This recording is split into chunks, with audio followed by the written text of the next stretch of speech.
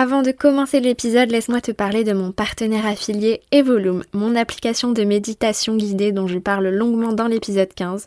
Si tu veux profiter d'une carte cadeau pour tester gratuitement l'application pendant 1 mois, avant de télécharger l'application, clique sur le lien que je t'ai mis en bas en description d'épisode et entre le code croissante.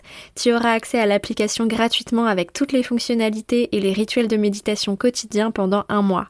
Ensuite, tu pourras choisir soit de rester abonné au prix normal ou tu pourras même payer moins cher si tu en fais la demande. Et si tu ne souhaites pas continuer la formule payante, aucun souci, tu peux résilier à tout moment, mais tu auras à vie une bibliothèque de programmes de méditation gratuits, donc de quoi prendre soin de toi, de ton bien-être, de ta santé mentale et manifester tes rêves. À chaque fois qu'une personne profite de ma carte cadeau, je reçois une petite commission. Merci à tous de jouer le jeu, de vous faire du bien en me soutenant et en soutenant le podcast. Allez, je te laisse maintenant écouter l'épisode. Bonne écoute!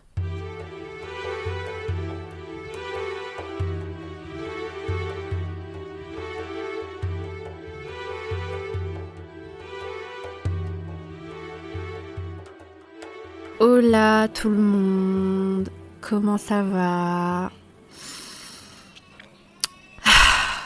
Aujourd'hui, j'ai envie de prendre le micro, ça fait plusieurs jours que j'ai envie de prendre le micro pour discuter avec vous. Il y a un enfant qui se met à pleurer dans mon jardin, évidemment, quand je commence à parler. Mais ça tombe bien, puisque c'est un petit peu le thème d'aujourd'hui.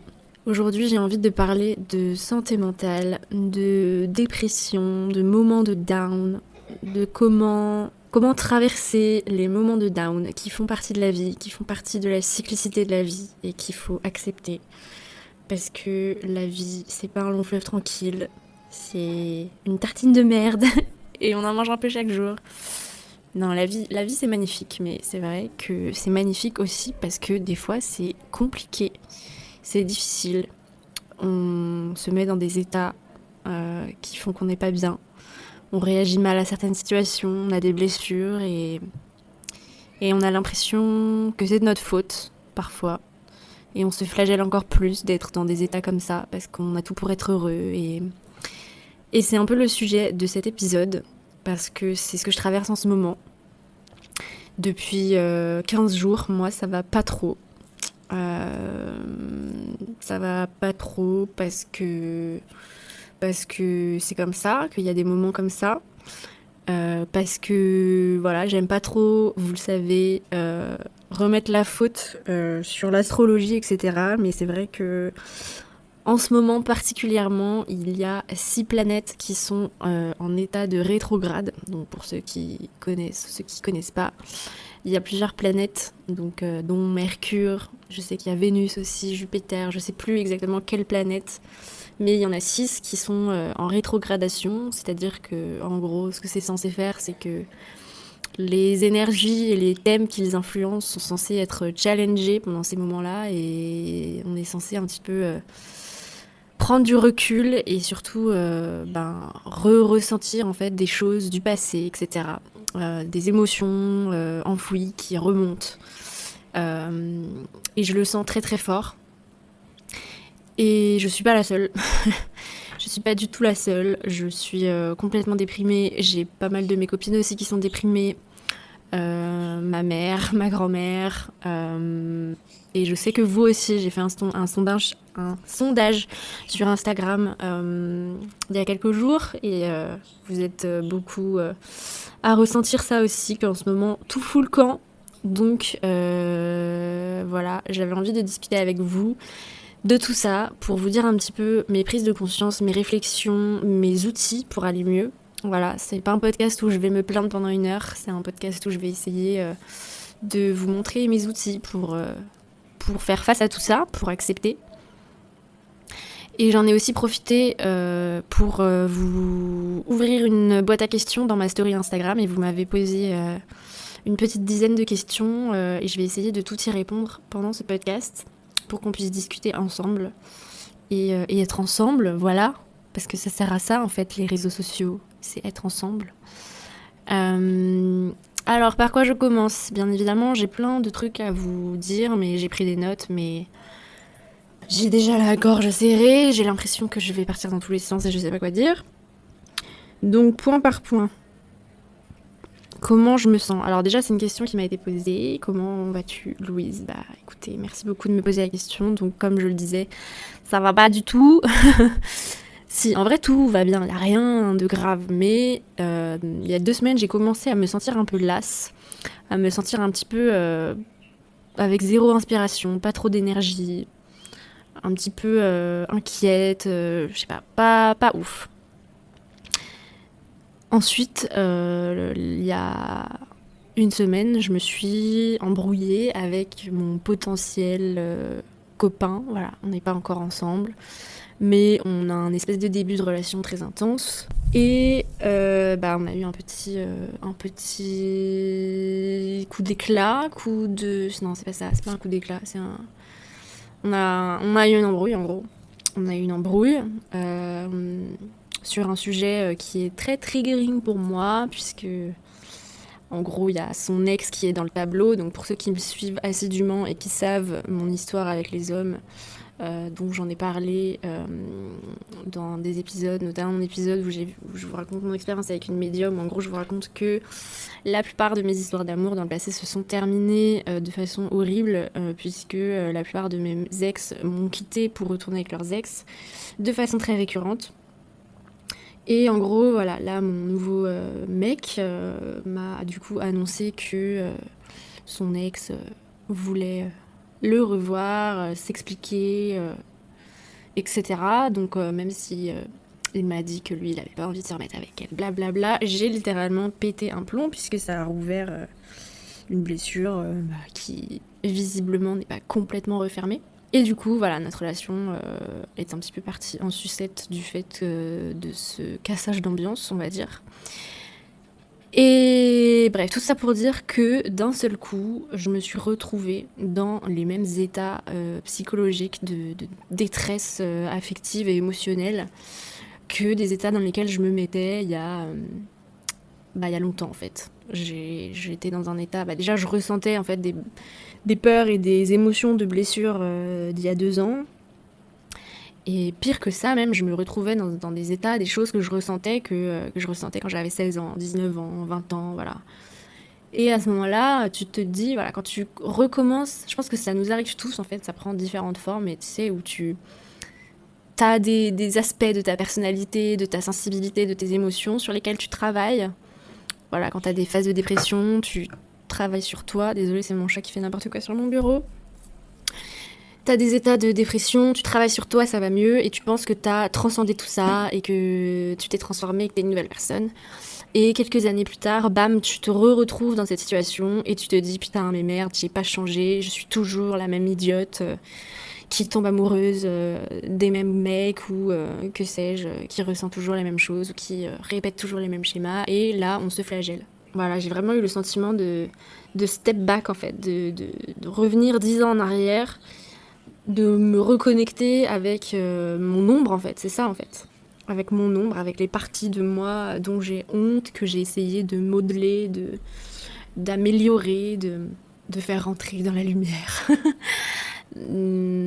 Voilà, des choses qui font souffrir et où tu te dis, voilà, ça je veux plus. Je me suis reconnectée à tout ça et j'ai donc constaté que c'était toujours là.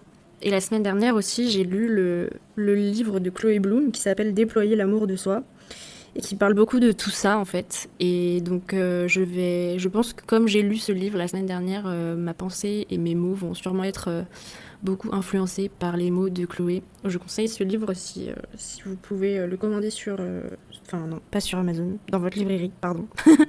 Moi je l'ai commandé sur Amazon pour l'avoir sur ma Kindle, mais bref. C'est un super livre. Et en fait, dans ce livre, elle parle beaucoup de comment s'aimer sous toutes nos formes, son ombre et sa lumière. Et elle parle du coup beaucoup de dualité. Et c'est surtout ce message-là que je voulais vous faire passer. Ces parties-là de vous que vous avez envie de transformer, ces parties-là que vous n'aimez pas, qui sont sombres, qui sont dont vous avez honte, qui vous font du mal, vous aurez beau travailler sur vous et avoir l'impression que vous avez transcendé tout ça, que vous avez tué, transformé cette personne, et ben en fait, elle sera toujours là, cette personne. Et à chaque fois qu'on se reconnecte à elle, on est désespéré et on se dit mais j'y arriverai jamais. Et ben non, c'est pas comme ça qu'il faut le voir en fait. On peut tout simplement lui dire bonjour, l'accepter parce qu'elle ne partira jamais, parce que ça fait tout simplement partie de soi. Et à chaque fois qu'elle revient, c'est une opportunité d'apprendre à l'aimer, parce qu'elle n'est pas là pour rien. Ces moments d'ombre, ces moments où on touche le fond, ces moments de grande détresse émotionnelle, c'est des opportunités en fait d'apprendre sur soi, d'apprendre à se connaître, d'apprendre à guérir ses blessures, d'apprendre à communiquer avec ses proches, avec sa famille, pour aller creuser dans le pourquoi, du comment, aller déconstruire tout ce qu'on a besoin de déconstruire. Je voulais aussi parler de culpabilité. Quand on est mal, alors qu'on a tout pour être heureux, bah on ressent de la culpabilité. Et ça aussi, ça fait partie de la dualité en fait.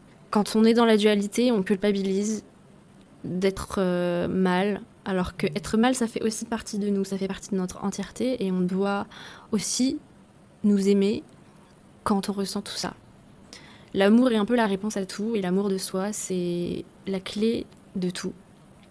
Et bah moi particulièrement, voilà, j'habite à Bali et je ressens énormément de culpabilité de pas aller bien, parce que le matin, je me lève, je suis au milieu des palmiers. En ce moment, tous les matins, je marche à travers les rizières pour aller à mon école d'indonésien. Et voilà, je suis au milieu des rizières, de la faune, de la flore. Il y a littéralement des dizaines et des dizaines de papillons multicolores qui papillonnent autour de moi quand je marche. C'est le putain de jardin d'Éden. Et pourtant, j'ai envie de mourir. La semaine dernière, et voilà, je vais pas vous mentir, là aujourd'hui encore, j'ai pleuré toute la journée. Je suis partie plus tôt de mon cours d'indonésien parce que j'avais envie de pleurer sans raison.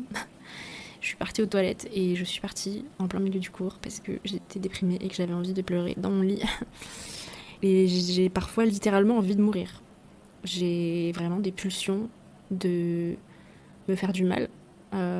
Et ça, c'est des choses que j'avais pas ressenties depuis très très longtemps, mais quand j'étais ado ou jeune adulte, j'ai souvent eu des pulsions du type j'avais envie de me jeter contre un mur, j'avais envie de m'éclater le crâne en fait. Et j'ai ressenti ces pulsions-là, alors que voilà, j'ai travaillé sur moi, que j'ai tout pour être heureuse, que j'habite à Bali, donc c'est vraiment un gros message qu'en fait, voilà, cette espèce d'enfant malheureux au fond de moi, il est toujours là, et que ça sert à rien de résister à sa présence en fait, parce que il revient parce qu'il a besoin d'amour justement, et qu'il est là pour nous aider à aller plus profond de nos blessures pour mieux les guérir, et que ça sert à rien du coup de ressentir de la culpabilité, d'être mal.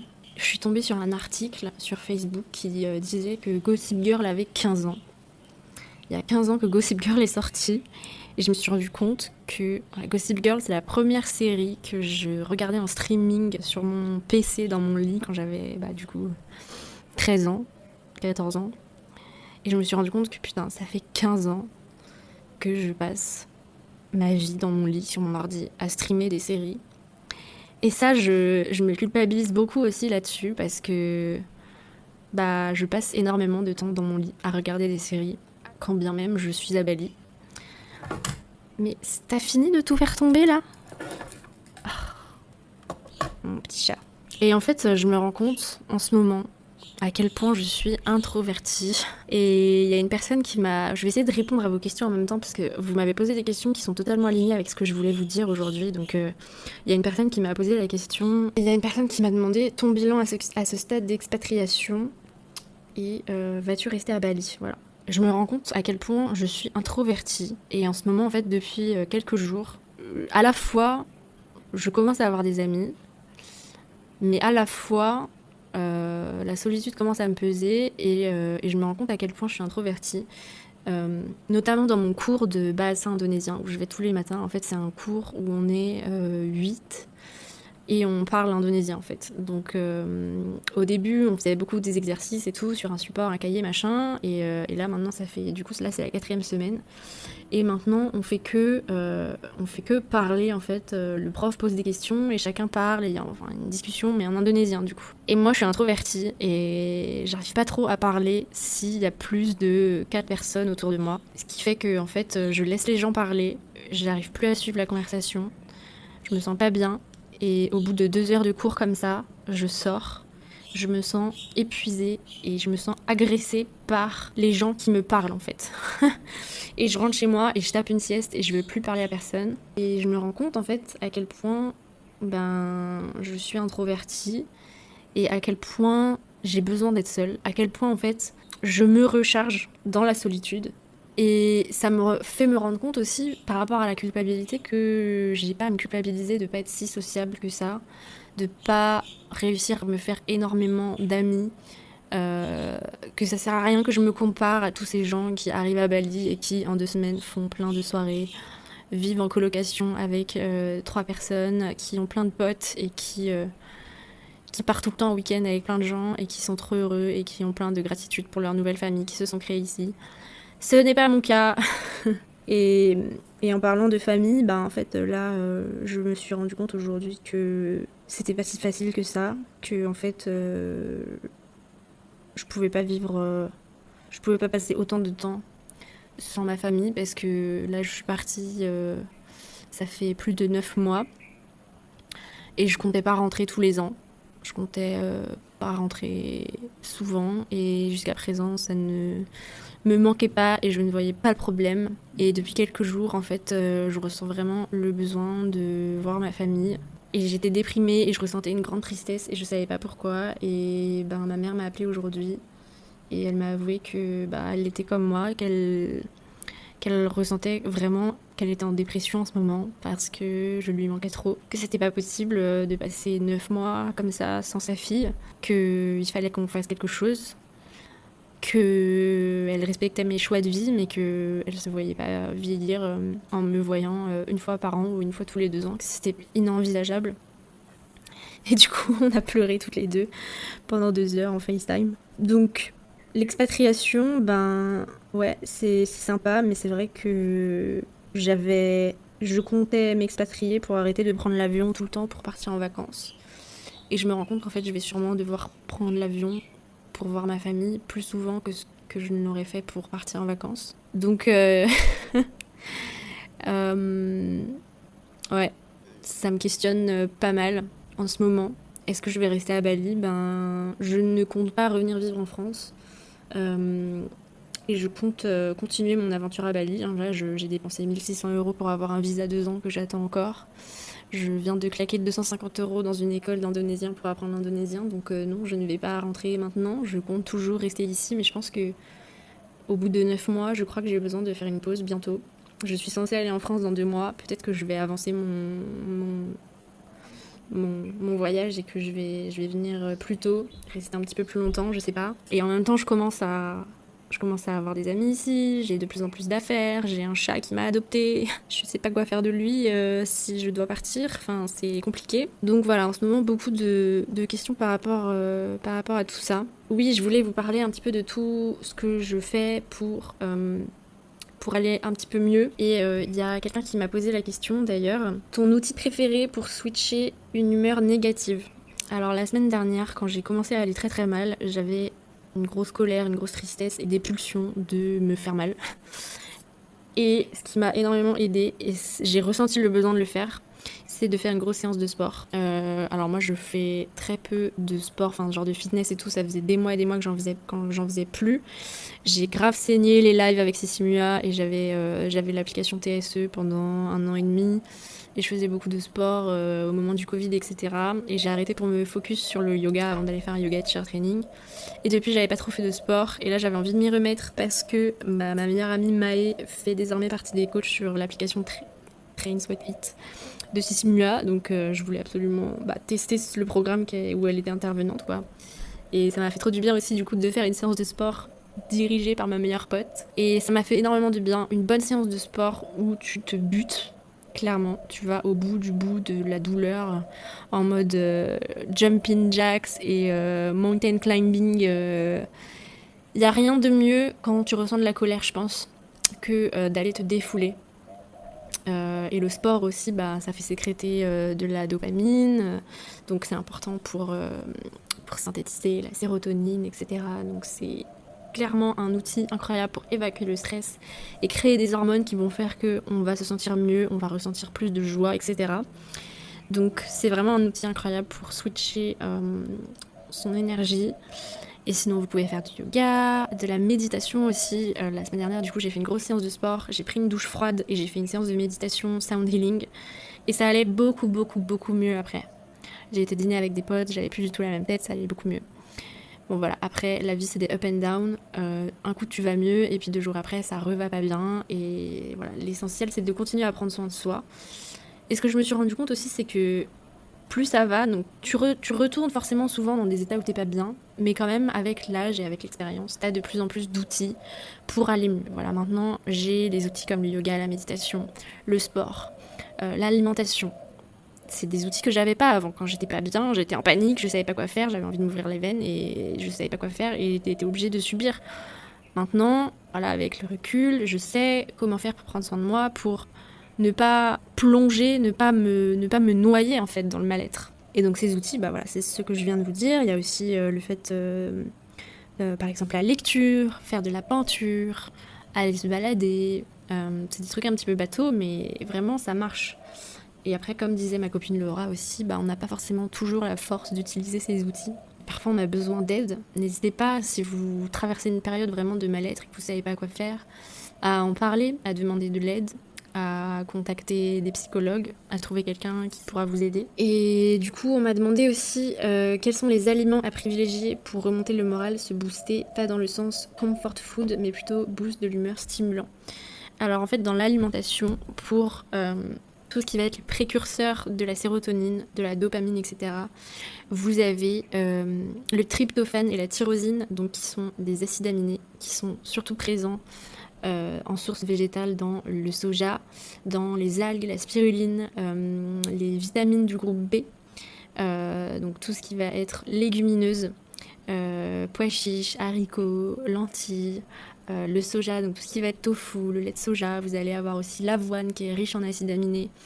Et c'est important de manger ces aliments le matin et en début de journée et à midi pour que à la fin de la journée, ces acides aminés-là aient le temps de faire leur chemin métabolique et que à la fin de la journée, vous ayez aussi tout ce qu'il vous faut pour bien dormir, pour calmer votre système nerveux. Donc en nutrition, voilà, vous avez tous ces outils-là, donc des bananes, les lentilles, les haricots, les fruits et légumes, les jus verts aussi, c'est très riche en vitamine B, la vitamine C aussi, donc tout ce qui va être fruits crus, ouais, tryptophane, tyrosine, très important, et aussi tout ce qui va être oméga 3. Donc les oméga 3, ça va être dans l'huile de lin, dans les algues, dans les graines de chia qu'il faut que vous mangiez trempées, et aussi dans tout ce qui va être oléagineux. Bref, ayez une alimentation végétale variée et brute. C'est très important pour votre humeur et votre soutien mental. Il y a une personne qui m'a demandé comment avoir l'énergie de se motiver. Alors, j'avais commencé à préparer dans ma tête des conseils pour se motiver, à savoir genre trouver son pourquoi, etc. Mais en fait, si on lit bien la question, c'est comment avoir de l'énergie de se motiver. Donc en fait, la question, c'est pas sur la motivation, c'est sur avoir de l'énergie. Comment avoir de l'énergie?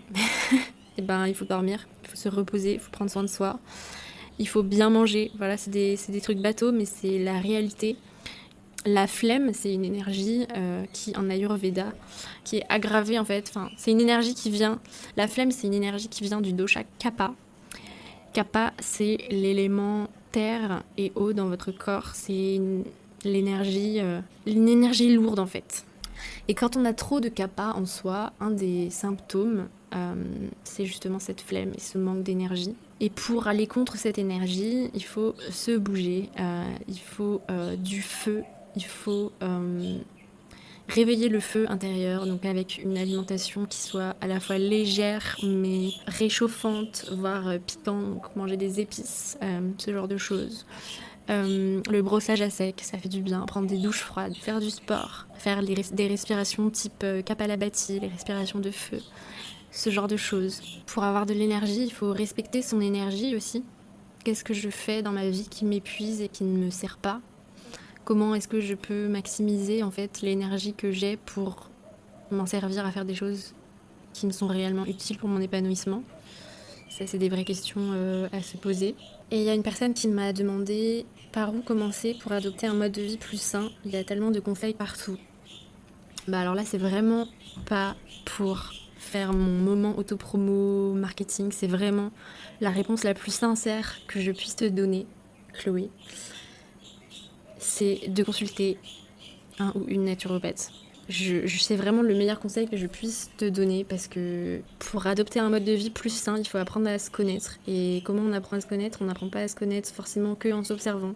La naturopathie est justement là pour passer 2 heures avec toi pour apprendre à te connaître, apprendre à analyser ton terrain, ton corps, tes forces, tes faiblesses, lesquels de tes organes ont besoin d'aide, lesquels de tes organes ont besoin d'être détoxinés, lesquels de tes organes ont besoin d'être soutenus, quels aliments vont t'aider, quels aliments vont au contraire te déséquilibrer, qu'est-ce qui cloche dans ton alimentation vraiment, qu'est-ce qui est bon pour toi, d'établir un protocole qui soit adapté à toi.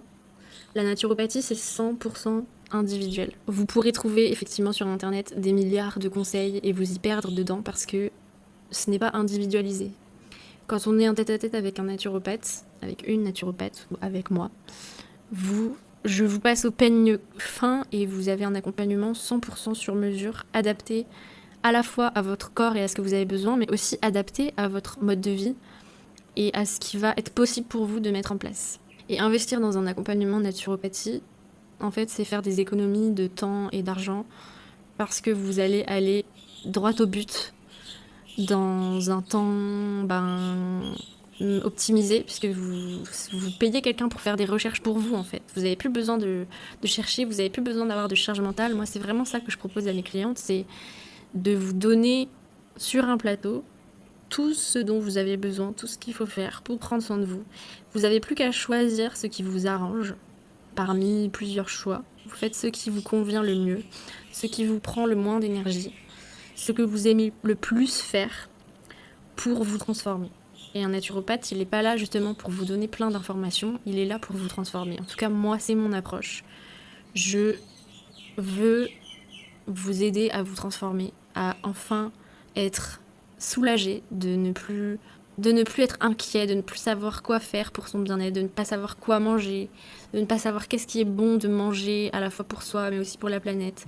Vous aider à y voir plus clair en fait et à aller au cœur de vos besoins. C'est le meilleur conseil que je peux te donner et si jamais t'en as envie, si ça t'appelle, n'hésite pas à réserver avec moi un appel découverte gratuit directement dans le lien qui est dans ma bio Instagram ou en description de l'épisode. C'est sans engagement et on peut discuter de tes besoins et de ce que je peux faire pour t'aider et de l'offre qui te correspondra le mieux selon tes besoins, tes objectifs, ton budget, etc. J'avais aussi envie de vous partager une carte de tarot que j'ai tirée 2 fois au cours de ces 2 dernières semaines pour moi et aussi une fois pour une de mes clientes. Oui, parce que j'inclus aussi le tarot dans mes accompagnements de naturopathie. Je sais pas forcément très orthodoxe, mais je suis pas quelqu'un qui fait dans l'orthodoxie. donc voilà. Et cette carte, c'est le valet de denier, ou le valet de pentacle. C'est une carte en fait, donc le valet, c'est un petit peu l'enfant, l'étudiant, le collégien des cartes de cours. Il représente l'écolier, l'étudiant, le petit être espiègle et curieux, innocent aussi, un être innocent. Et les deniers, donc c'est le symbole, la suite qui correspond à l'élément terre, à tout ce qui est possession matérielle, argent, vie professionnelle, mais aussi vie familiale. Tout ce qui est en fait dans la construction, tout ce qu'on construit en fait dans notre vie, tous nos objectifs, etc. Et c'est une carte qui parle, qui indique en fait au consultant qu'il est dans une période où il a besoin d'étudier, il a besoin de prendre son temps, de se préparer, de planifier. C'est un moment où on nous invite à se focaliser sur l'étude de soi, de se focaliser sur son développement personnel pour partir sur de bonnes bases, pour travailler sur soi, pour partir sur de bonnes bases, pour construire sa vie. Et étant donné que je l'ai tirée 2 fois pour moi et une fois pour une cliente, je me suis dit que ça devait être une carte qui devait faire du bien à beaucoup de personnes, parce qu'on est tous connectés, on est tous interconnectés, donc si c'est un message qui me parle beaucoup en ce moment, je pense que c'est un message qui parlera pour beaucoup d'entre vous. Si vous ne savez pas quoi faire, sur quoi vous focaliser dans les semaines qui viennent pour aller mieux, pour vous apaiser, c'est peut-être quelque chose qui peut vous aider, voilà, de vous dire que les prochaines semaines, vous pouvez vous focaliser sur vous, sur votre développement personnel, sur votre travail sur vous-même. Moi, en ce moment, je le comprends d'un côté sur travailler sur moi, travailler sur mes blessures, mais aussi me focaliser sur mes études en fait. Passer vraiment du temps à avancer sur mes formations. Donc, vous savez, je fais une formation de naturopathie que je suis en train de terminer, une formation de nutrition végétale et alimentation écologique que je suis en train de terminer aussi, et une formation en troubles du comportement alimentaire, en accompagnement des troubles du comportement alimentaire que je suis en train de commencer. Donc voilà, je vais me focaliser là-dessus pour vous aider, parce que vous aider, c'est ça ma mission de vie. D'ailleurs, il y a aussi une personne, j'avais oublié, qui m'a posé la question comment être épanoui quand on n'a pas encore trouvé sa voie professionnelle. Alors, en fait, voilà, la mission de vie, la vie professionnelle, c'est deux choses différentes. Ta voie professionnelle n'est pas le centre de ta vie, et ce n'est pas ça qui va te rendre épanoui en fait. T'es venu sur Terre pour expérimenter la vie, et tu peux être épanoui juste parce que tu es là pour expérimenter la vie. Tu n'as pas besoin d'être, tu n'as pas besoin de faire quelque chose, tu n'as pas besoin de devenir quelqu'un.